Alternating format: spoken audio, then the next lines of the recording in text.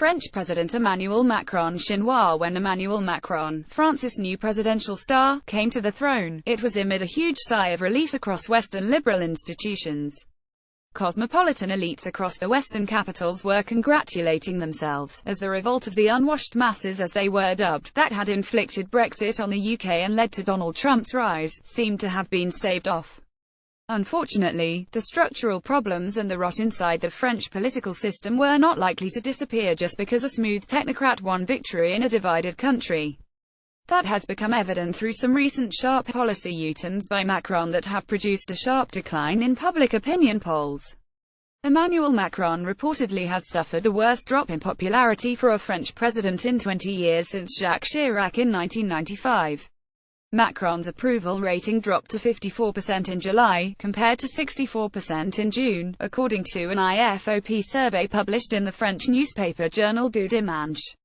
Immediately after coming to power, Macron, riding high on his huge mandate, gave idealistic speeches about leading the world in climate change and then gripping Donald Trump's hand hard enough to make his knuckles go white. He also took on Russia's Vladimir Putin, saying France would take unilateral action against Syria's Russian-supported President Assad if he staged another chemical strike on his people. However, reality soon bit. Macron faced resistance when he sought to make changes in France's notorious labor laws and work ethics. His effort to streamline the French military to become a more modern fighting force instead of the lumbering Second World War behemoth that it is, faces resistance from within, with the armed forces chief resigned after a much-publicized spat. Finally, his comments on Africa, migration and foreign aid drew massive criticism from liberals. In foreign policy especially, he seems to have taken a turn towards realism. He mentioned that Assad's removal is not a prerequisite of a solution in Syria, which runs counter to EU policy, as well as the stance taken by his predecessor Hollande, the former Obama administration and the British government. He also said, Russia and Iran need to be parties to any Syria solution, with regional stability more important than promoting democracy in Syria. Finally, he said, in a speech widely misinterpreted in media, that the way to fix Africa's problems was not to invite its peoples, but by investing in Africa and fixing local jobs problem. So, why this change? One can argue that a return to realpolitik was inevitable as soon as the honeymoon period ended. The forces that guide geopolitics are economic and strategic, and idealism, while it sounds good in theory, is hard to achieve in practice. Rhetoric and realpolitik isn't the same, and every leader of every political system eventually needs to compromise.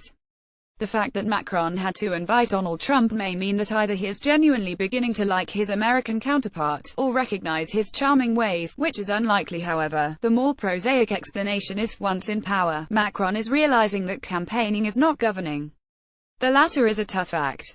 And although it is attractive to don the garb of the leader of the liberal order, the actual act is much tougher to achieve. France, just like every other European power, simply lacks the hard power to provide security for Europe. France also lacks the individual economic power of China and India. And frankly, France is not isolated as it has to live inside the international system. Still, there's hope. Macron is in the vein of other typical French presidents, grandiloquent, Jupiter-esque, nonchalant, and bit posh. There's a special flavor of French diplomacy, evident ever since the time of Richelieu, the iron hand in a velvet glove type of diplomacy. The latest attempts of Macron to single-handedly attempting to solve the Libyan crisis, by bringing together all the fighting factions, signals such a grand estimation of French hard power. The only thing we can learn, however, from the disappointment of those who got swept in the Macron mania, is that idealism is easy to sell. Humans like dreaming big things, with little thought to the complexity of real life. As a result, most people, when faced with the fact that the forces of economics and politics are more powerful than individual agency, feel disappointed. Sumantra Mitra is a columnist with China.org.cn.